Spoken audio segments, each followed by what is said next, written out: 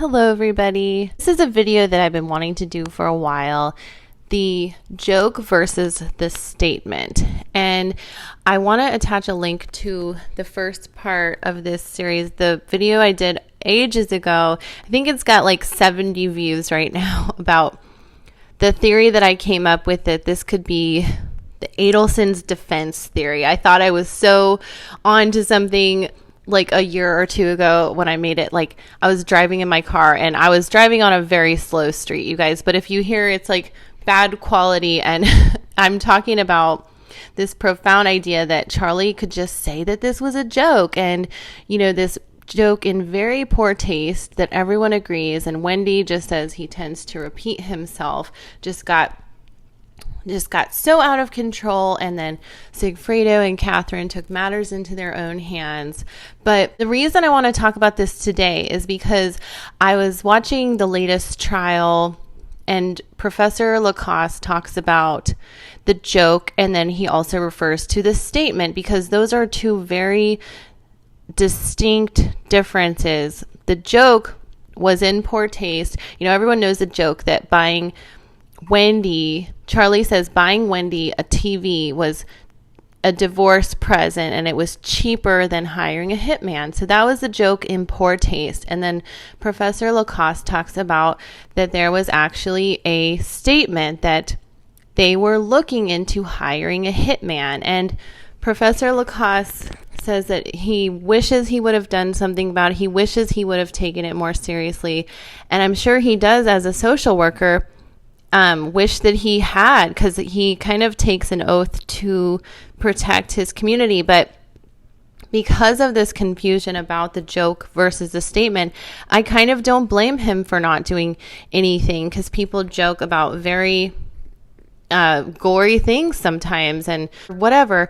But the thing is, this actually happened. So I wanted to talk about some things that I wanted to add to my first video, the joke, because I also wanted to ask you guys to remember, if I think in the divorce deposition, there was some kind of talk about Wendy being in some therapy for depression or something. So you guys, if Wendy was talking about this joke or statement, you know, any therapist would have had a obligation to report this statement, or any kind of thing that Wendy was having, you know, bad thoughts. They would have had to share that, and we might know about it by now, but maybe there's things that we don't know about. But, you know, that's something I wanted you guys to remember if Wendy was in therapy before the divorce.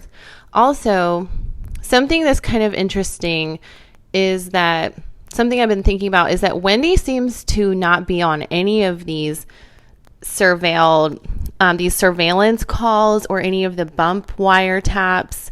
And thank you to Fancy Fiction for sharing these, because it really shed some insight on the mindset of the Adelson'S right after the bump, or, you know, even though it's 2 years after the murder, it kind of tells us what their mindset was. They were not talking about Dan Markel. They were talking about anything but also talking in code. And I'd love to do another video about code, you know, using TV, or, you know, the joke or the statement, or all these different code words that they use. And also, so I just think, you know, if Wendy was just trying to be careful and not talk about any of this because she knew her family was guilty, I found that very interesting that she's not on any of these bump calls.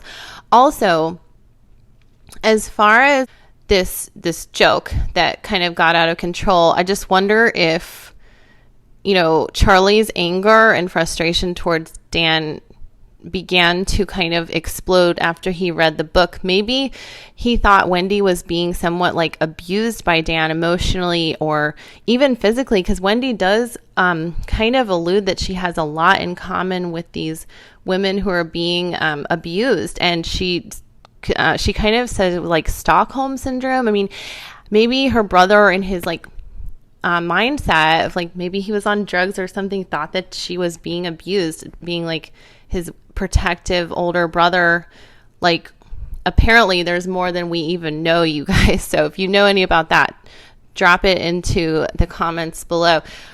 All right. So also, I believe that this joke is being, used as a setup for, the whole Adelson defense. And if you hear Wendy on the stand just keep saying he tends to repeat himself, and boy, did she ever repeat this joke to people like crazy. I mean, she was telling everyone she knew about this joke and this statement to Professor Lacoste about it, because she wanted to get this kind of off her hands and thought maybe she could make herself look less guilty if she told them, or more guilty. I don't know. So, maybe is the question I talk about. And also is Wendy protecting Charlie? That's another good video to watch where I talk about this joke. Maybe Wendy is afraid of Charlie. Maybe he is like a real psychopath. We didn't grow up with him. She did. And also, setting up his defense theory and her defense theory with this joke that turned into the real statement. Rest in peace, Dan Markel. And also not telling the police about this joke, and because she's afraid of him. Maybe she'll just say, wow, he's a killer. I was just so afraid of what he would do to me and her family. It seems a little controlling, but I hope that guys, I just can't wait to hear your comments below, what you think of this joke versus the statement, and all these professionals who heard this and nobody did anything. But we all know, hey, Professor Lacoste, we're totally on your side. This is a very complex situation. Any of the social workers or therapists who work with them, it's not your fault. It's just we're trying to look for answers and help the state, and I want everyone to understand that this is all for the greater good, and hope that everyone is having a wonderful day. And thank you so much for watching these videos and finding justice for Dan. And thank you for liking and subscribing. Have a wonderful day.